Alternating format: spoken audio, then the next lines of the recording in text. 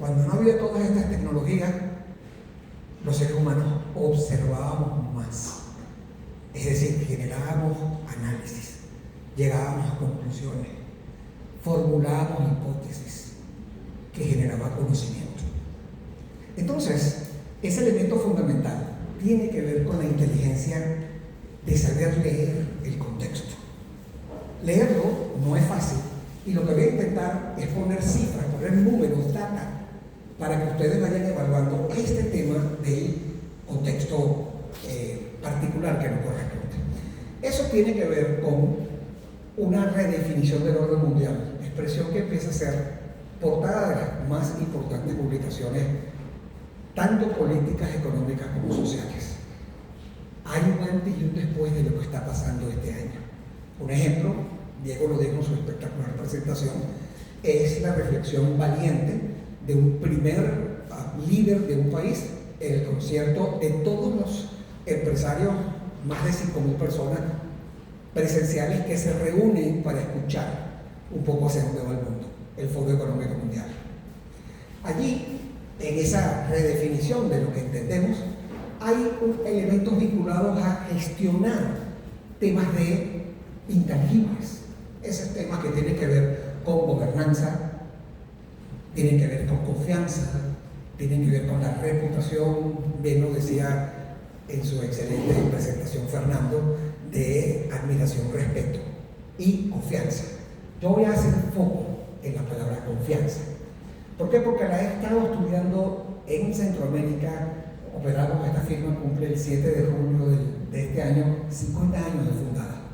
Y hemos hecho, en el caso particular, personal, mucho tema de Centroamérica. Y esas investigaciones voy a compartirlas. Y ese compartir va a tener que ver fundamentalmente con hagamos esfuerzos por desarrollar las capacidades de inteligencia contextual. Y esa es una ruta que nos guía para poder tener hacia una crisis o éxito en la operación de mi empresa, de mi proyecto de vida personal, en mis actividades institucionales. Comienza por algo que a veces nos falta, porque nos sobra arrogancia y nos falta humildad. Y es fundamentalmente llegar a redescubrir lo que hay antes de construir lo que nos hace falta. Los que nos dedicamos al mundo de la consultoría muchas veces cometemos el absoluto imperdonable error de llegar a cambiar. No, es llegar a descubrir o a redescubrir, respetando los procesos en sus contextos culturales, hasta inclusive antropológicos. La primera vez que yo llegué a México a trabajar profesionalmente, que fue hace ya bastantes años, fue de la mano de Cemex. No existía el Cemex de hoy, era un Cemex de una cosa chiquita allá arriba, de un colega ingeniero, el señor Zambrano, que empezó a comprar hasta Mérida todas las operaciones de empresas de cemento. Y la primera reunión que tuve fue encerrarme en un cuartico, donde me dijeron, ven acá, voy a explicar cómo que es la cosa aquí. Ahí entendí que era la malinche, ahí entendí lo que era la traición, ahí entendí lo que eran los comportamientos. Yo no hubiese podido trabajar, agregar valor, sin entender los contextos en los que opero. En consecuencia, este tema tiene que ver con las disonancias que vivimos. Noticia de esta semana: México está al frente de colocar inversiones en fondos verdes. ¿Vale? De primer mundo. Esa es una información de primer mundo. Yo soy parte, tú lo recordarás, Fernando, de Spainsafe, de todas esas organizaciones, que es una organización que está vigilando a nivel, en este caso España, pero existen capítulos en el resto del mundo, las inversiones sostenibles, el impacto de la inversión verde. Claro, pero eso se da en el momento en el que justamente aparece el tema del señor Trump con los criterios de ESG que impactan los bonos verdes.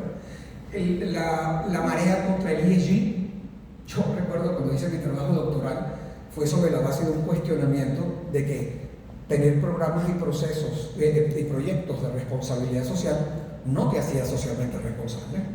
porque había muchísimas empresas que tenían proyectos y programas terceriados, algunos de ellos con estupendas ONG, pero cada vez que ellos actuaban y tomaban decisiones eran absolutamente irresponsables. Yo aprendí también, en una dosis de humildad, que a veces era duro cuando decía irresponsables, porque cuando me reunía con el consejo de dirección y le explicaba los impactos de lo que pasaba, caramba, no sabía. Entonces yo le decía, le corregí irresponsables por inconscientes. Pero cuando yo pongo la información del impacto, ya el tema es irresponsabilidad corporativa. Entonces, en ese trabajo doctoral me recuerdo, y básicamente era el tema de la gobernanza. Estoy hablando ya hace muchos años. Y el tema era que cuando tú hablabas con la gente financiera de gobernanza, y yo le decía, mira, eso es una actuación de una empresa socialmente responsable, decía, no me enrolles con ese tema de responsabilidad social, porque además son todos progresistas. Es decir, ser sensible en lo social, entonces nos ubica ideológicamente en un lugar, por Dios. Sin embargo, esas percepciones que han tenido que ir cambiando empiezan a verse en, pero la gobernanza, la manera como tomamos las decisiones es fundamental. Cuando salió y evolucionamos de la filantropía a la responsabilidad social, de la responsabilidad social a las empresas socialmente responsables, que es sostenibilidad, y de la sostenibilidad al ESG en cada una de sus dimensiones, porque estamos hablando de indicadores. En el caso de ESG, yo era absolutamente afortunado porque básicamente la hipótesis era, son procesos de gestión lo que te hace a ti socialmente responsable. Entonces, si eso es así, en esta reflexión que combatiendo con la tecnología, intento, creo que el plan B vamos a tener que activarlo, mi querida amiga por allá, porque esto no me funciona. No te importa, pónmela y para hacerlo fácil te levanto la mano.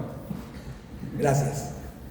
Siendo así, entonces el elemento clave, tampoco te cambia. Entonces ya es un tema más complejo, pero dale otro ejemplo.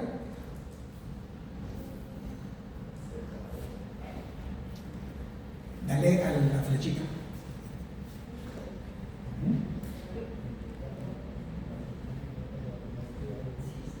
Nada, no te cambia. Un minuto, pero me permiten un minuto. Y después les echo el cuento de algo que me pasó justo en Dominicana, así. Un segundo.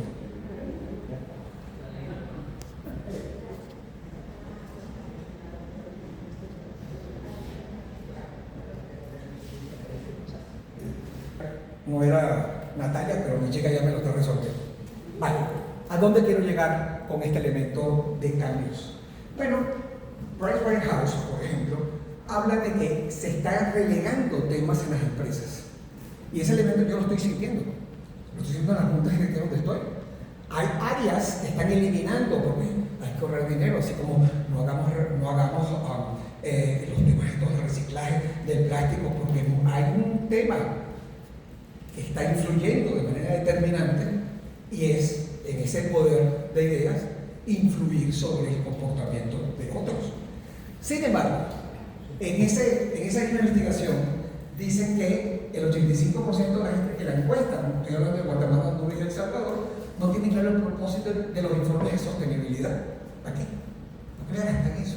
O el 80% de líderes entrevistados no habían realizado una evaluación de riesgo del cambio climático. Y por Dios, el cambio climático en los últimos tiempos, mira que ha sido primera plana.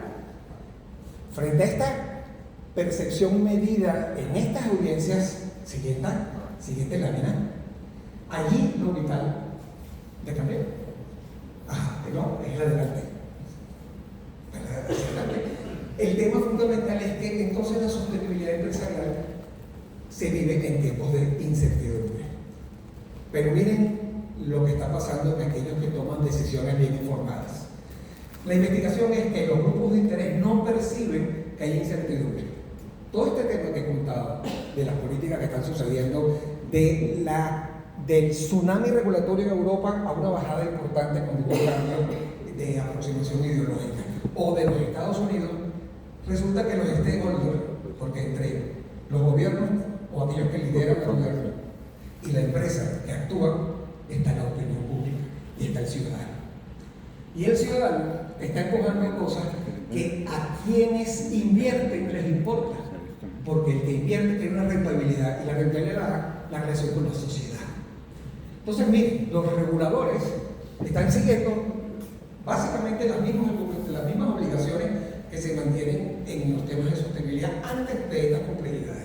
Los bancos e inversiones, los bancos multilaterales siguen condicionando los préstamos a que haya indicadores ESG, o como me decía un amigo de Forética en Madrid, Ítalo, le cambiaremos el nombre, pero es que nadie puede ir contra el concepto porque todos los stakeholders, cadena de valor, analistas, clientes y sociedad, piensan que este tema de la sostenibilidad, lo decía Fernando con meridiana claridad también apoyada en datos, no cambien el nombre si quieres, para que no vaya a la lucha ideológica, pero para tomar decisiones son los indicadores que minimizan el riesgo, y eso tiene un valor fundamental en las juntas directivas.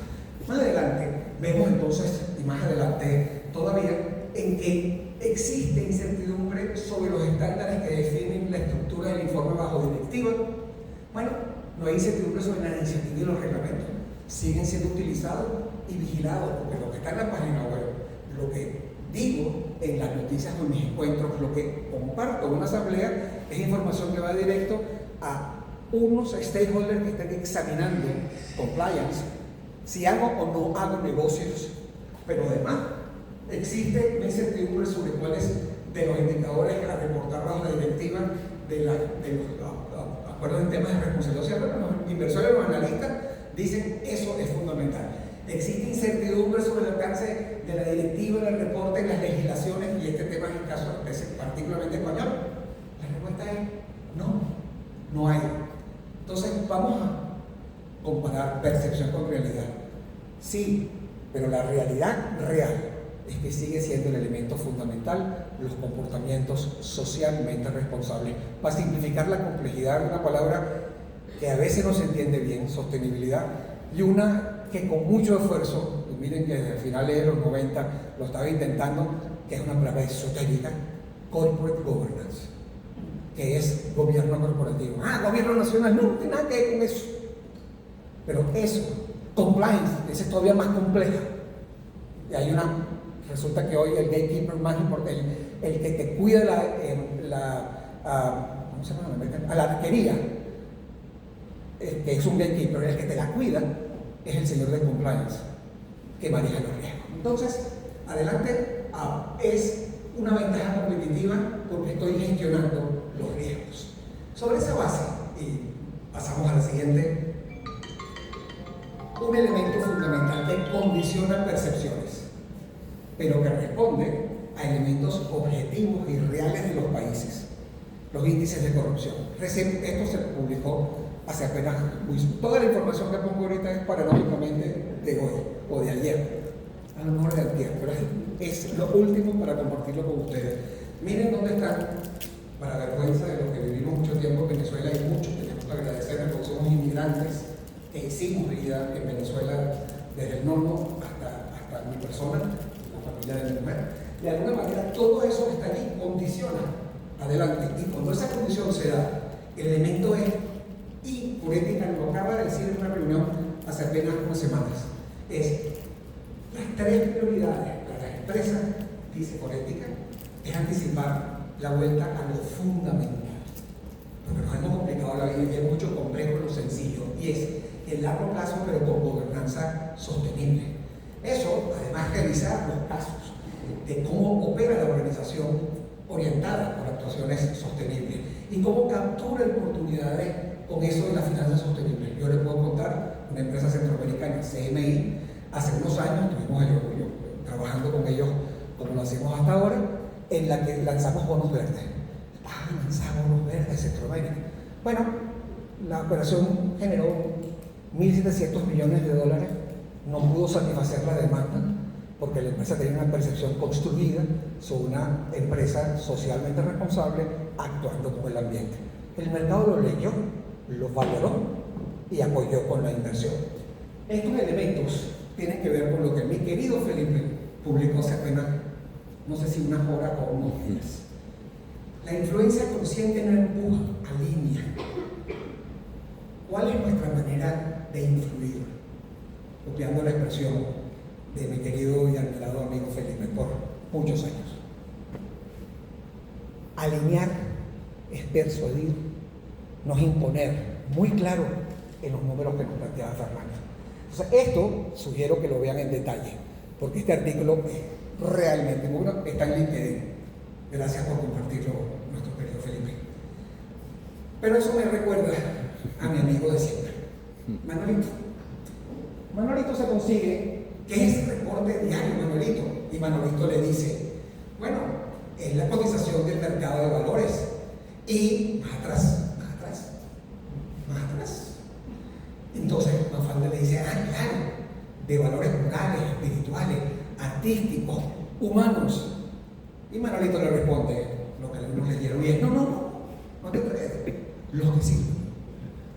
¿Cuáles son los valores que nos sirven? Y Diego tocó ese punto de manera fundamental y Fernando lo refuerza con la investigación que hace. ¿Cuáles son los valores que nos deben guiar? Sobre esa manera, y continuamos, por favor, la siguiente.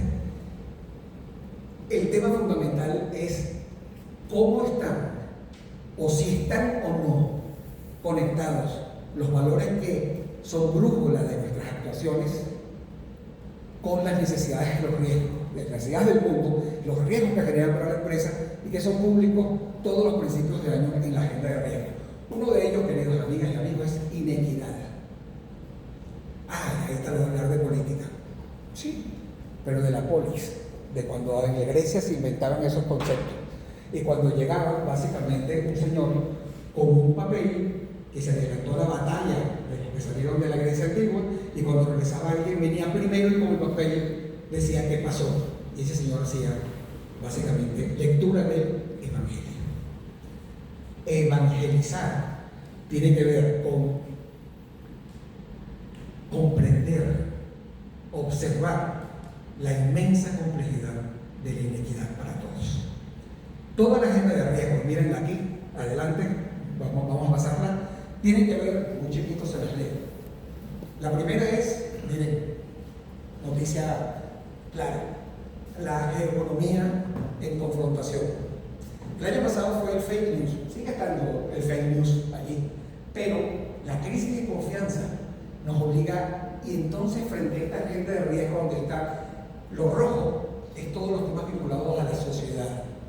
Miren la cantidad que hay en términos inmediatos, pero fíjense cómo evoluciona en los próximos años al verde de lo que tiene que ver con los temas ambientales.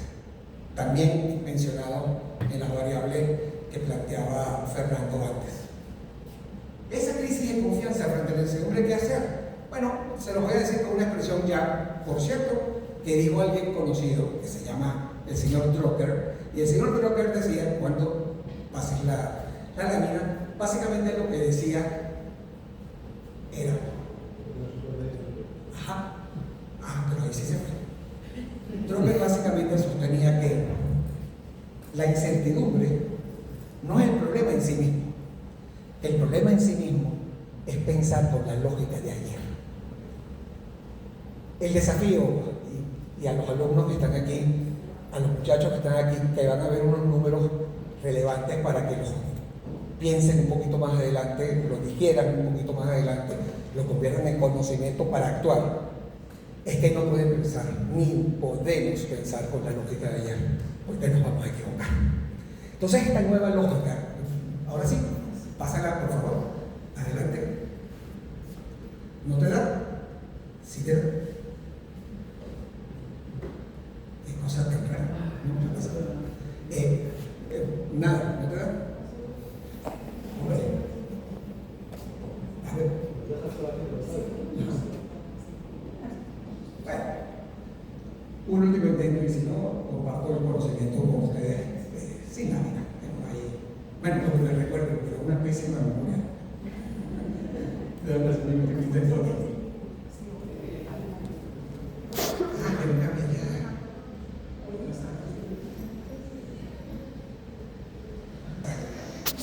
¿Atrás? ¿Uno más? Bien, vamos a hacer algo, plan C. Dame la computadora.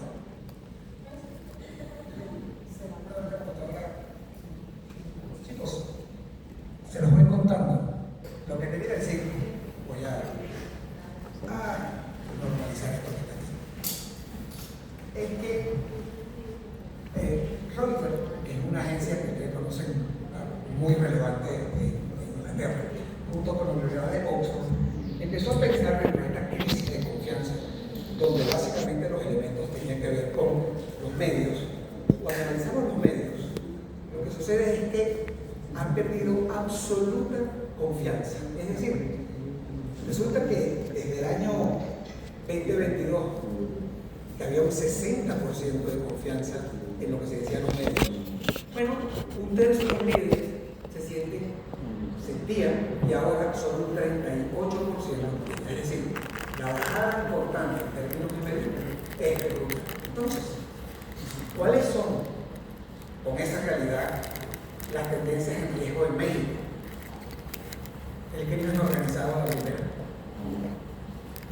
y la consecuencia de la actividad económica, la insuficiencia de servicios públicos, básicamente temas vinculados a recesión, y estamos midiendo las informaciones sobre inversores, sobre líderes de empresa, sobre ONGs, universidades, que hace el Foro Económico Mundial todos los años. ¿Por qué en esta crisis de confianza frente a lo que algunos creen que es incertidumbre y que hay certeza en la fundamental que es para tomar decisiones? Hay un elemento, y repito la frase del Joker del año 1980, es el mayor peligro en tiempos de incertidumbre no es la incertidumbre misma, es actuar con la lógica de ayer. Pero los datos matan muchas veces relatos.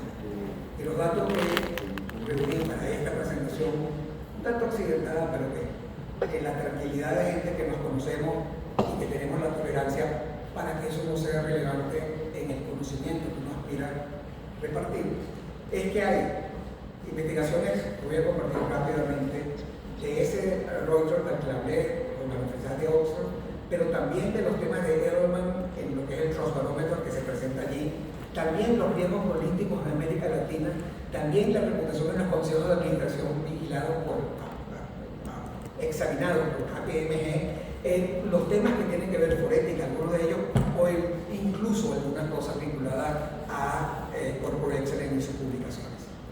Todos estos datos, nosotros en la firma, los compartimos en una publicación mensual que llamamos Panorama, que es geoeconomía, geopolítica y el impacto geosocial.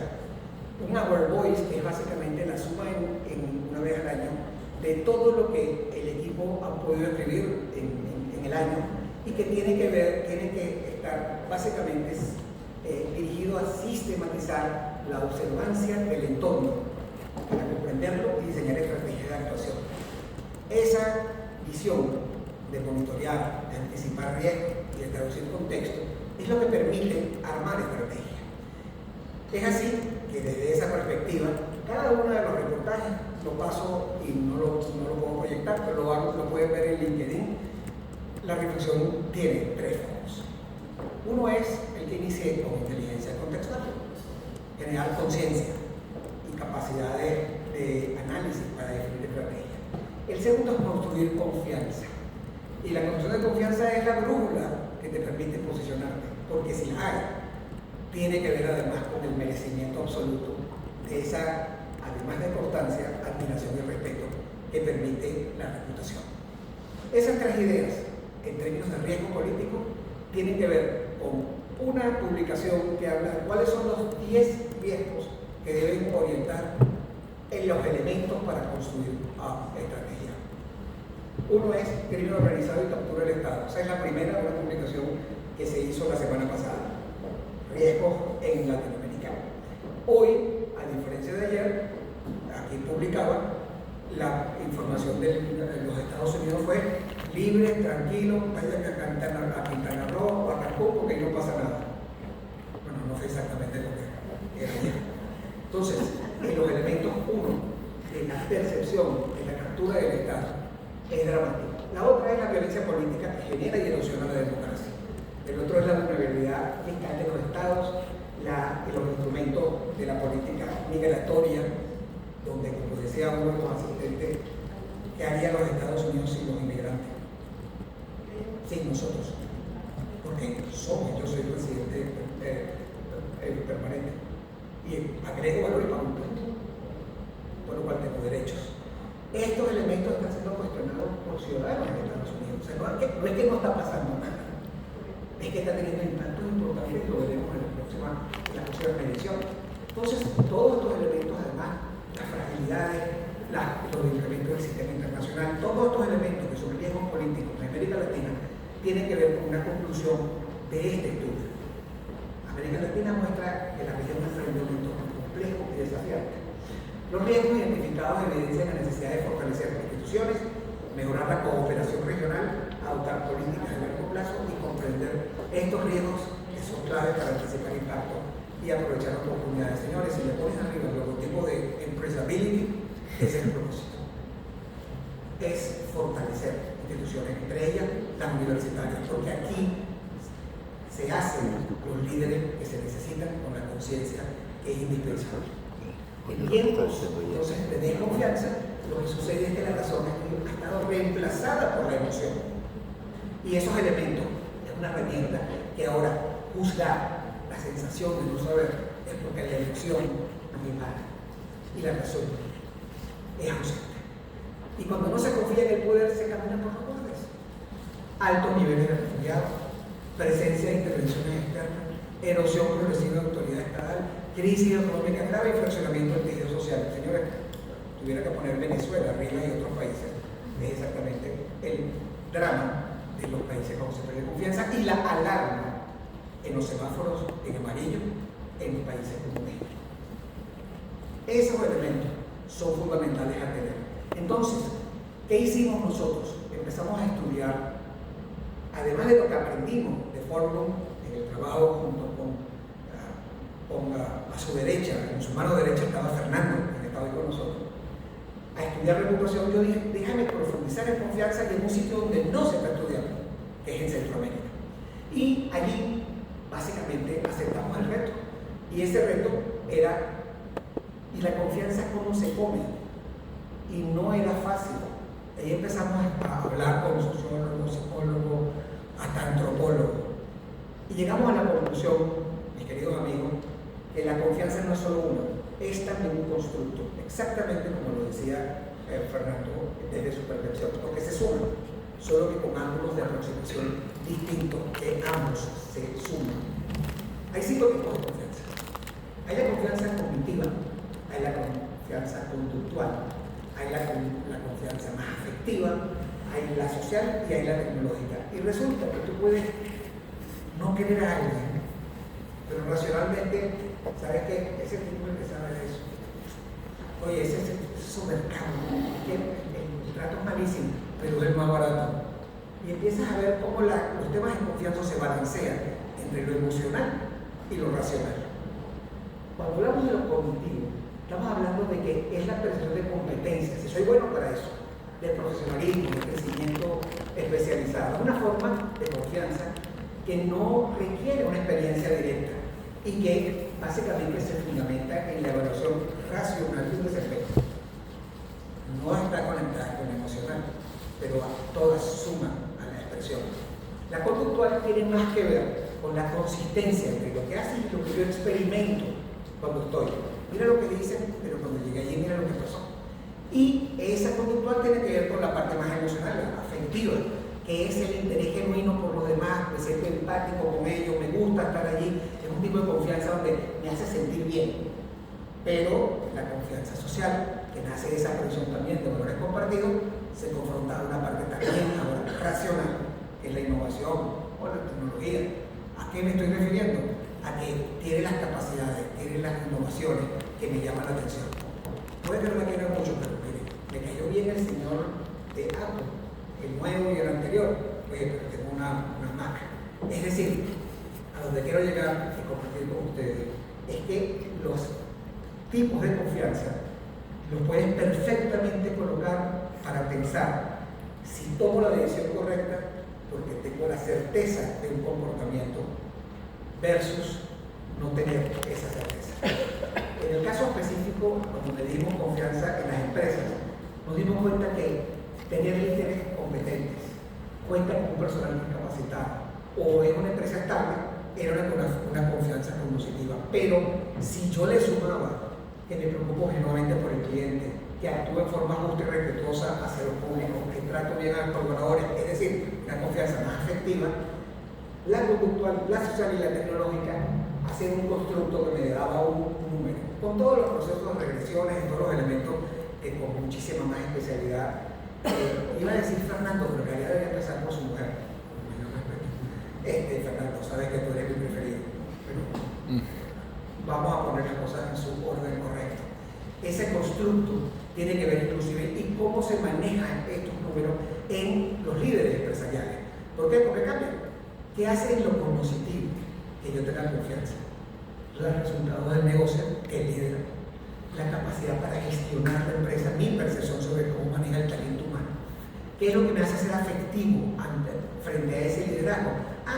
Que yo sienta que se preocupa por el cliente, pero además actúa hacia adentro mi percepción justa y respetuoso con los demás. En fin, cada uno de estos tiene elementos, variables, indicadores particulares para poder llegar a conclusiones. En síntesis, este tema que suena complejo de la confianza en estas dimensiones tiene que ver con ese cerebro límbico que tú tienes en neurolingüística aquí, que te hace que tú seas la parte afectiva, emocional, pero la parte reptil para estar listo para el ataque cuando me siento acosado. Esa parte está en la manera como tú te comportas. Pero la otra parte, que son tres variables a las que me refería, lo social, lo cognitivo y lo tecnológico, parte más innovación, es lo que hace el equilibrio en los seres humanos para comportarse. Todo este modelo, que básicamente habla de racionalidad por un lado y de condicionamiento emocional por otro, que es todo característica de los animales, es lo que en la práctica nosotros medimos. Y lo medimos a tres niveles. Hemos hablado mucho de marca producto. Cuando hablamos de marca, pareciera que hablamos de producto. Yo creo que tenemos que hacer un esfuerzo para hacer un doble clic, porque hay marca producto, hay marca empresa que fabrica el producto y hay marca líder de empresa que fabrica el producto. Y cada uno de ellos tiene características que se mueven diferentes en términos de confianza. Si nosotros podemos ubicar empresas y conocer cuál dimensión de la confianza es el que le conecta el análisis público, de opinión pública o de opinión informal, tú tienes cómo desarrollar una estrategia directamente para potenciar aquello que tú tienes, es tu realidad, pero que los demás no perciben, que es básicamente más comunicación, más relacionamiento. Esa diversidad, conocer la confianza, me hace ejemplos. Lástima que no puedo presentar las láminas porque hay mucho material gráfico que ha ayudado, pero intentando hacer mi mejor esfuerzo por compartirlo. Por ejemplo, en el caso específico de Guatemala, porque fue un país donde acabo de estar hace muy poco tiempo, la primera empresa es la empresa Progreso, es conductual. Pero voy a tomar el ejemplo de Castillo Hermano, que es una cervecera muy importante. Está entre el top 5 de las empresas de mayor nivel de confianza. Por cierto, bueno es decir que mi objetivo en esta investigación no es hacer un ranking. Los rankings son peligrosísimos. Los rankings son engañosos. Para mí lo fundamental es, sin poner en un ranking, conocer al lado qué tipo de confianza genera. Porque en el caso, por ejemplo, de Castillo Hermano, el caso específico en la parte de confianza fue la calidad de sus productos y servicios superiores al competidor y prestigio, que es básicamente conductual. Y la racionalidad estaba mucho más en lo social. Pero lo que no está en estas dos, conductual y social, faltaba en las otras tres variables. Entonces las conversaciones, los brainstorming, el esfuerzo estratégico por posicionar y tener un constructo que me haga ser el más apetecible con quien yo me quiero vincular, tiene que ver con fortalecer aquello que no tengo o que no se percibe aunque lo tenga. Entonces esos elementos tienen que ver además, por ejemplo, el tema del liderazgo. Aquí sale de misma empresa, Juan, que es uno de los, digamos, en la empresa familiar heredada es la que mayor fuerza tiene. Es más social, tecnológico, virtual, pero le faltaba relacionamiento por entonces, ¿qué hago en un LinkedIn de un individuo líder? ¿Qué tipo de mensajes debo desarrollar conectados con lo que te falta? No solo con lo que tienes o te sobra, sino con lo que te falta. Y ese elemento de comunicación, la redacción, el tono. Ítalo, estás hablando de política. Bueno, pero es que hay una diferencia entre comunicación política y comunicación empresarial. La comunicación política está dirigida a obtener el poder y va caminando en las elecciones hasta el día de las elecciones y luego se convierte en más o menos, vamos a ver cómo cambia en popularidad, pero es de ciclos. En cambio, la confianza, la reputación de la empresa tiene que ver con un ejercicio que mide todos los días tu stakeholder. Entonces es muy diferente esa comunicación, y esa comunicación tiene que estar entonces guiada por elementos mucho más claros en lo que se llama esa racionalidad, ese condicionamiento del que Fernando en su modelo comentaba, que también por Excel lo ha dicho, pero que además genera actitudes y comportamientos. Y tomo, Fernando, de corporate y de mucho del trabajo tuyo hace mucho tiempo, para buscar una manera de aproximarme con elementos que muevan, porque desafortunadamente la emoción, que es mala consejera, es lo que existe en la gente. ¿Y saben qué? No nos están entendiendo en los consejos de dirección y corremos el gran peligro de que estemos en el salón de los espejos. Y cada vez que me toca estar en un evento de esta dimensión, de esta importancia, y no importa la cantidad, sino la cualidad de las personas para influir, alguien me dice: Ítalo, es que estamos de acuerdo, pero ¿cómo convenzo a mi jefe? Pues nos falta estrategia para convencer, para impulsar. El artículo de Felipe hace unos días en LinkedIn. ¿Por qué? Porque esto es negocio puro y duro, pero a veces tenemos mucha aprehensión de decir: eso será capitalismo salvaje, por Dios. Es que si tú no sitúas esto de que lo que estamos hablando es de viabilidad económica para generar empleo y generar bienestar, entonces la gente no lo va a entender en el consejo de dirección y vamos a seguir viviendo en el salón de los espejos. Entonces, estos elementos para construir reputación, admiración, respeto y confianza, tenemos que reforzar la certeza y la fe y la convicción que nos da la confianza en ese camino. En una reunión en el 2024 en Madrid, estuvimos Fernando y yo presentando reflexiones sobre métricas. La gente de Edelman nos hizo una presentación que yo me tomé el gráfico, lástima no lo puedo compartir, que decía cómo se diferenciaba reputación y confianza. Uno era básicamente consensos en grupo, o son percepciones, o es una situación en un momento, y comparaba que cuando hablamos de confianza hablamos de beliefs, de creencias. Esto es polémico, sí, pero puede que tú conozcas a alguien y el otro te pregunta sobre él y tú le digas: oye, no tengo reputado, tiene una trayectoria, pero no aguanta la siguiente pregunta: ¿tú harías negocios con él? Y pueden convivir, tener reputación sin confianza, ¿no? Como decía Fernando, es un componente fundamental. Pero es que la confianza es una prueba de fe de que tú te vas a comportar, de que tú vas a actuar como yo espero que actúes. Entonces la confianza es ver hacia adelante, no lo que sume desde atrás. Por lo cual las dos son fundamentales, pero hay un disparador fundamental en la hora de tomar decisiones binarias: confío o no confío. No hay medios. Y ese elemento hace que entonces sea vital. También se puede hablar de confianza en los países.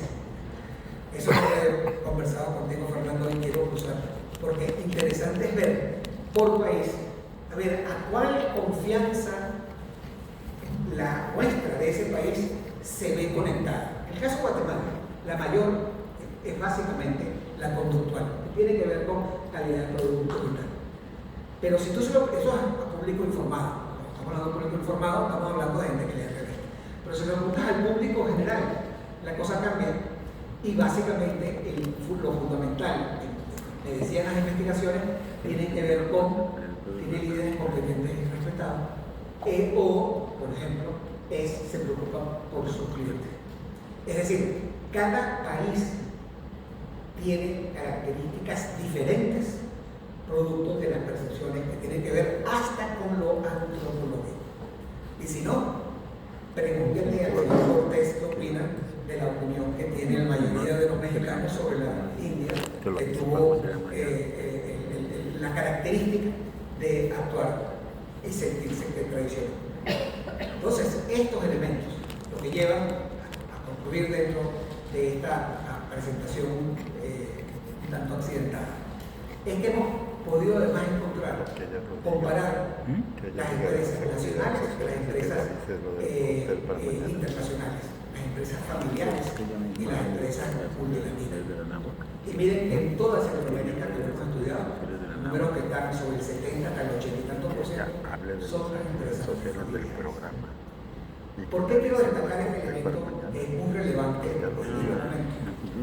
Porque en las investigaciones que pudimos hacer de Edel, un elemento que a mí me pareció de altísimo nivel de impacto fue, y esto es México, la presenté específicamente, es que la desconfianza hacia el otro en el 2025, voy a comentarlo al 26 también, 7 de cada 10 rechazan a quienes son diferentes a ellos mismos.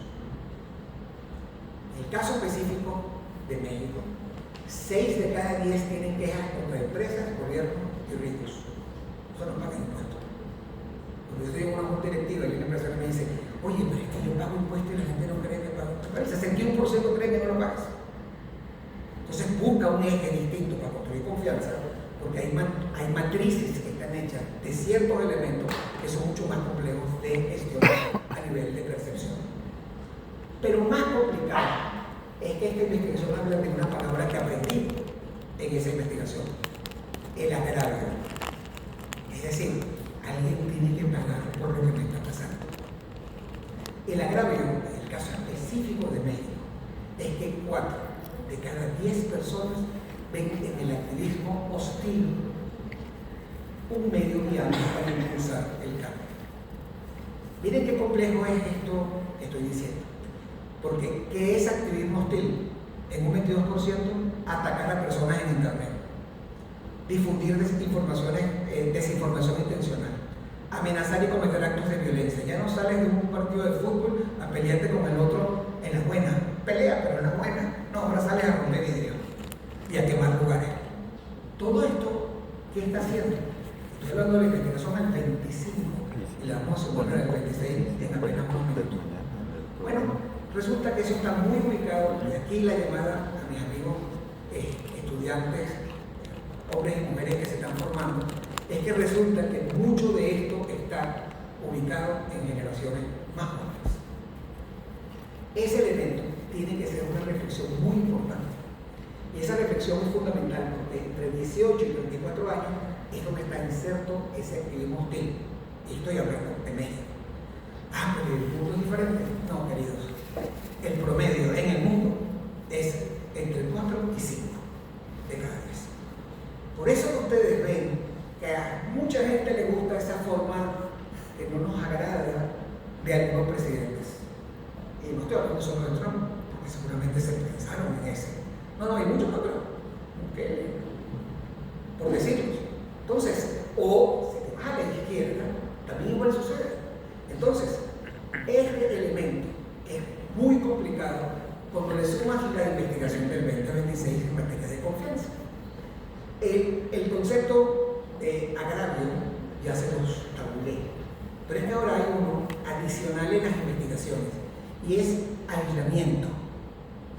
El aislamiento tiene que ver con la reducción de que yo no creo en nadie más que en mí mismo, no aquel que piensa distinto a mí. Ese, en torno al dilema de la insularidad, que es como se llama la expresión más científica que se le da a este fenómeno, no es nueva. Ya en el 2012, cuando hubo el tema del Brexit, de la separación de Inglaterra de Europa, ya se sabía que estaba pasando porque los de adentro, no los que vivían en Londres, sino todos los demás, no tenían ni sentían valor. De hecho, no tenían ni pasaporte, no tenían valor en el tema de Europa.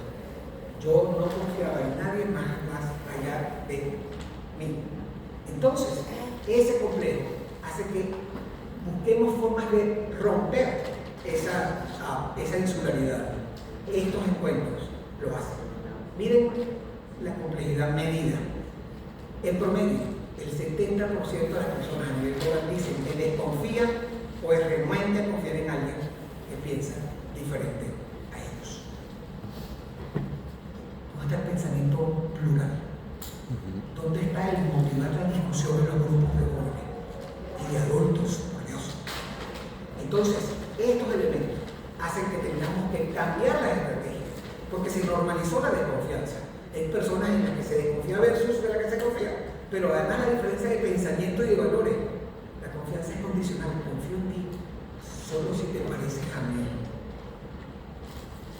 Esos elementos, queridos amigos, muy conectados con la reflexión, Diego, que tú nos hace que miramos entonces en quién estoy confiando hoy.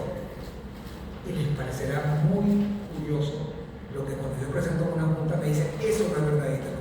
Dime la muestra para ver la representatividad. La mejor manera de poder romper una estrategia cuando uno va convencido de que los números son los números, te gusten o no te gusten. ¿Cuál es la institución en la que yo más creo? Díganme algunos de ustedes en cuál institución creen que dicen las investigaciones. A ver, aquí el muchacho, vamos a hacerlo de manera muy democrática. Aquí el muchacho de barba. Venga, tú, como joven, ¿cuál crees tú que es la institución en la que más se cree? Instituciones, gremio, gobierno, medio, empresa, no sé, ¿cuál crees tú? Dime. No te escuché. La que más se cree. La que tú más crees. Sí, la que tú crees, exactamente. La que tú más crees. Bueno, sería muy cliché. ¿Perdón? Sería muy obvio decir eso. No te escuché, perdón. Dale, me lo repite para ti. Más cerca.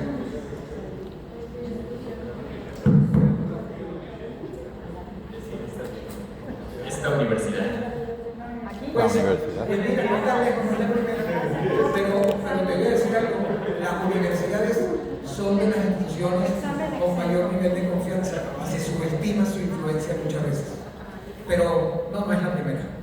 ¿Alguna otra denominación, alguna otra institución? El del lado. Bien, la primera que se te ocurra. Por cierto, el no saber qué decir es decir mucho. Porque las investigaciones que hemos hecho nosotros en Centroamérica, cuando le preguntan a la opinión pública cuál es la institución en la que más confía la opinión pública, dice en nadie. ¿Yo en quién más? Pero no quiero enredar. A ver, ¿cuál es? Yo en la Sedena. ¿En las? Sedena. Ah, En el ejército. La Secretaría de Defensa. El ejército. El ejército. no están en el rango.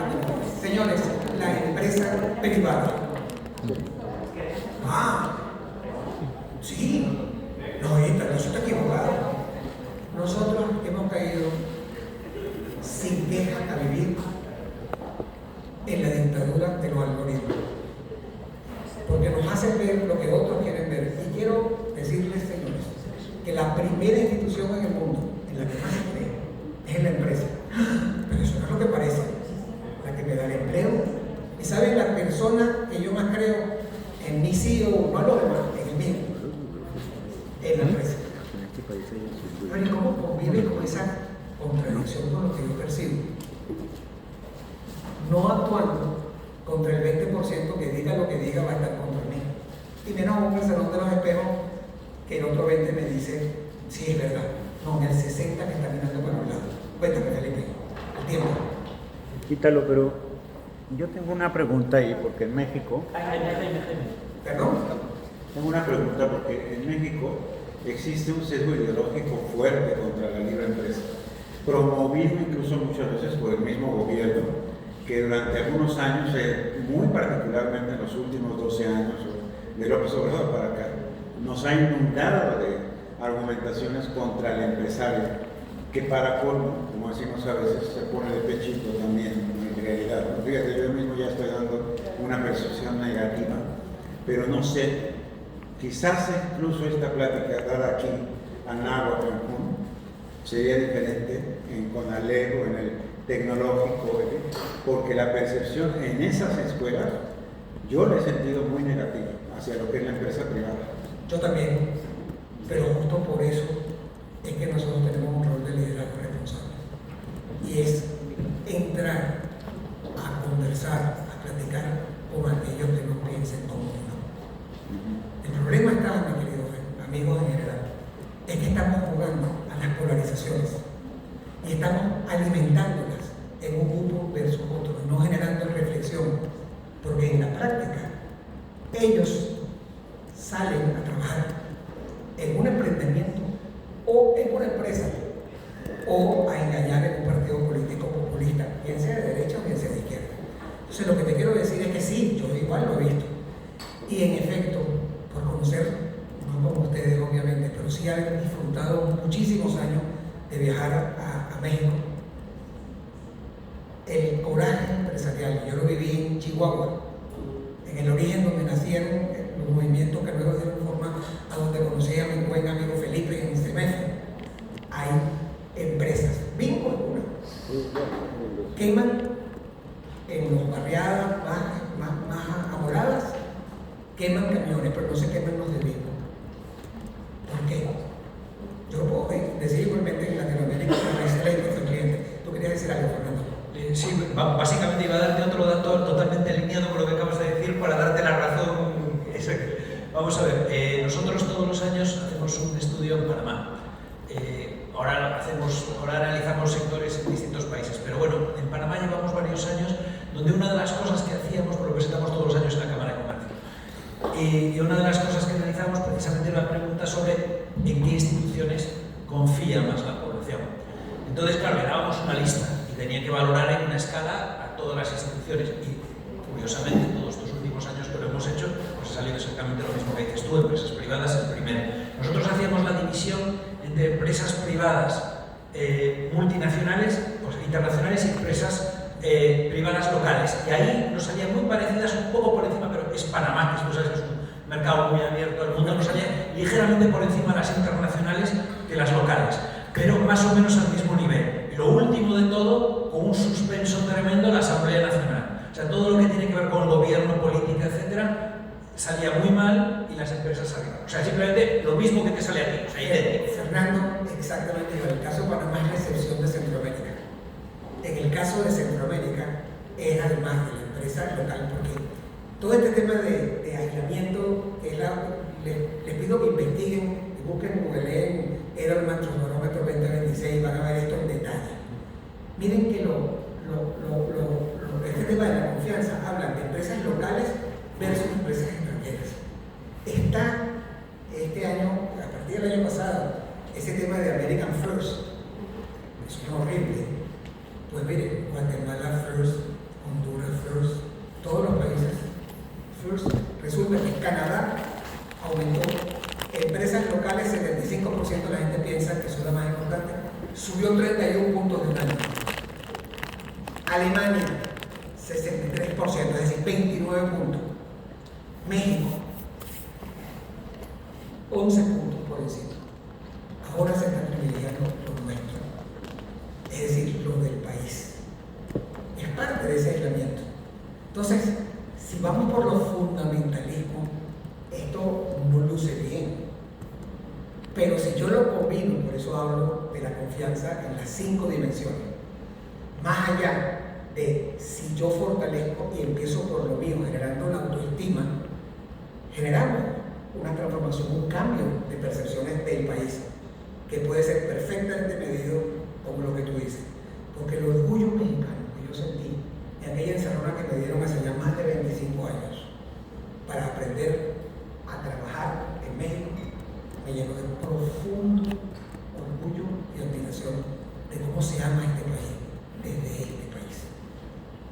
El elemento es que eso debe construir a partir de ello una percepción, y eso requiere no solo una fuerte dosis de humildad, sino además una estrategia que debe ser pública y privada. Y eso, mi querido Felipe, antes que tú me lo repruebes, es verdad. Pero las cosas están cambiando. Y yo tengo profunda fe en eso. La gente está dejando de sentirse engañada con un populismo, que por cierto es tan malo, el de la izquierda como el de la derecha. Pero yo tengo una pregunta. Seguro que querido oye. El populismo, como yo lo entiendo, desde los foros de Sao Paulo, pues tenía 3 P's. El mismo populismo, todo lo que sea popular, regalar el dinero, la polarización, pues es una consigna. Es una consigna dividir. Aquí en México lo hicieron magistralmente durante los últimos 25 años. Y si yo, porque creo en esto, digo que el lenguaje genera la realidad, el PRIAN no existía y existió en las elecciones pasadas y lo crearon, ¿no?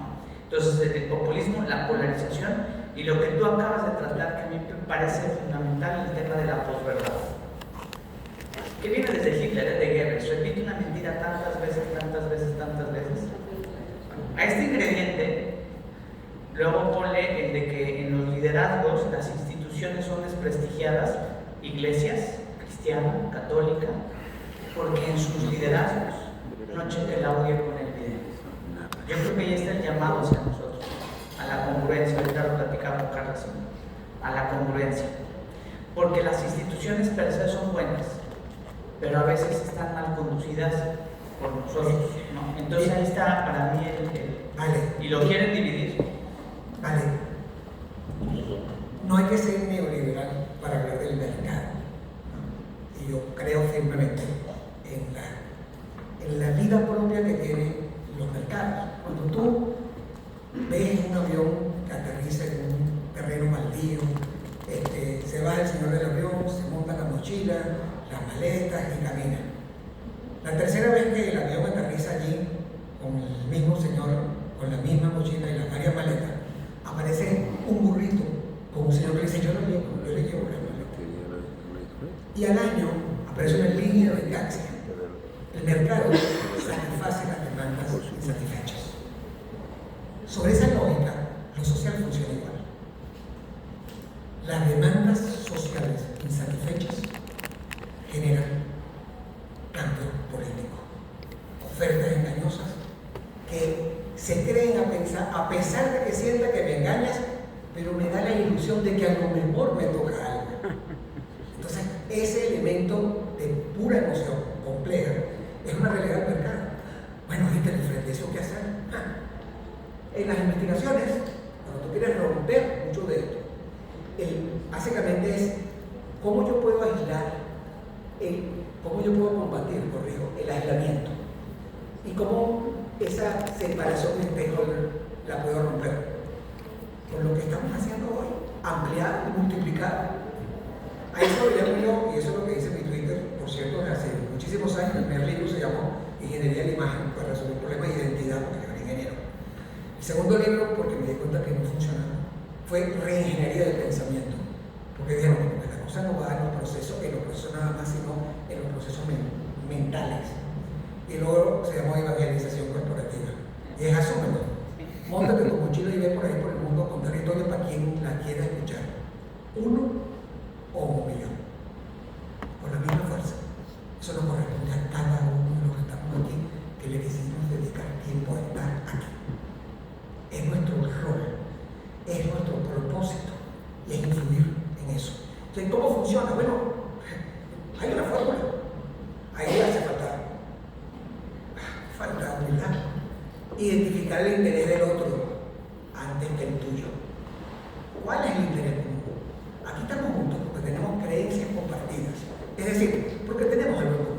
Bueno, ¿se puede identificar algo común con gobiernos de izquierda? Sí. Yo le puedo decir, tengo testigos aquí conmigo, que yo era el jefe de la, no sé cómo se dice acá, stage, el día del golpe de Estado en Venezuela. En ese lugar donde sucedió el golpe, estaba yo con una gorrita negra y era el que moderaba, porque los medios dijeron: no, es que ese señor tiene más confianza en la sociedad civil. Teníamos unos movimientos muy activos en ciudadanía activa, es decir, básicamente no en electoral partidista, sino en política de ciudadanía activa.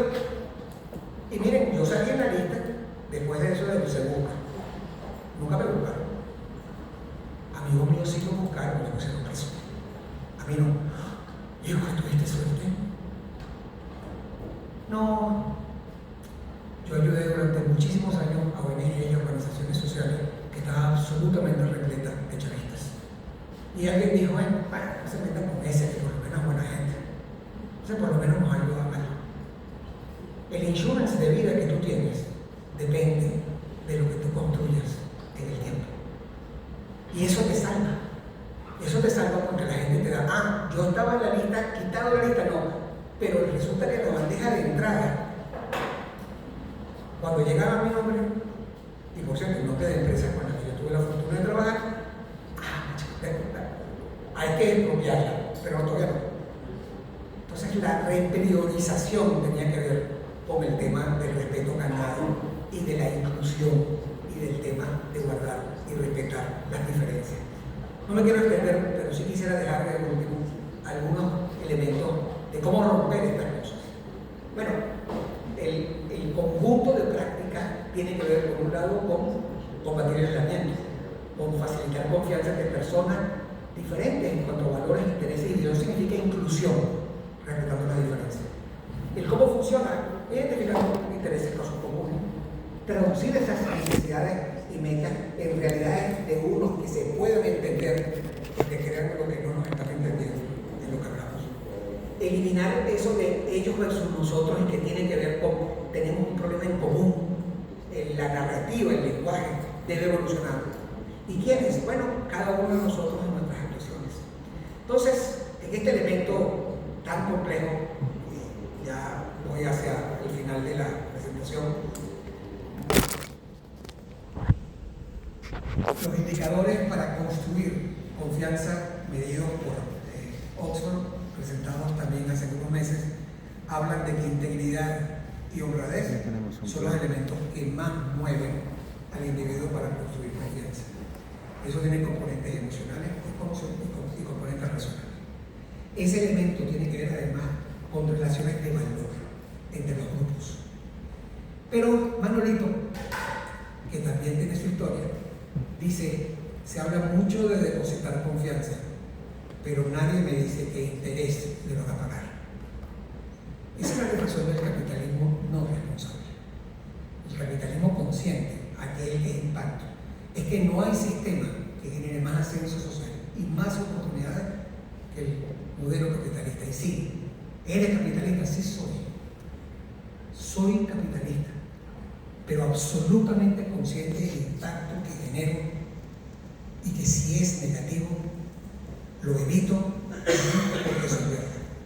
Porque lo que te hace a ti ser un ciudadano responsable tiene que ver justamente con el nivel de conciencia y de la responsabilidad que tú asumes. Hay una expresión con la que termino y no es mía, la robo de alguien que siempre admiré, y que hay incluso una película que disfrutó muchísimo. Esa película y esa frase la quiero colocar en el contexto de mi amigo Manolito también. Manolito se concilió con Miguelito, otro de la pandilla, y Miguelito le dice a vos, ¿qué te parece que hay que hacer para que los demás se den cuenta de que eres un buen tipo? Manolito se voltea y le dice, mira Miguelito, lo que debes hacer es que los demás solamente crean que sos un buen tipo, porque si quieren darse cuenta, estás frito. Hoy nos damos cuenta, y cuando nos damos cuenta tenemos que aceptar, y lo dijo Churchill, que el problema de nuestra época consiste en que los hombres